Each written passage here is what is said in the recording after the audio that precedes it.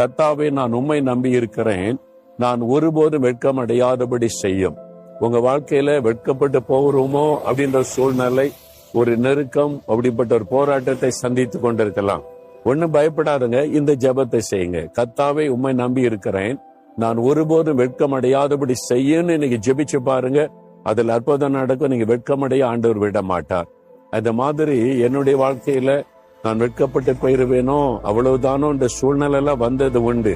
ஆனா வாக்கு தத்தத்தை சொல்லி ஜெபித்த போது சூழ்நிலையை தலைகீழாய் ஆண்டவர் மாற்றி இருக்கிறார். உங்களுக்கு மாற்றுவார்.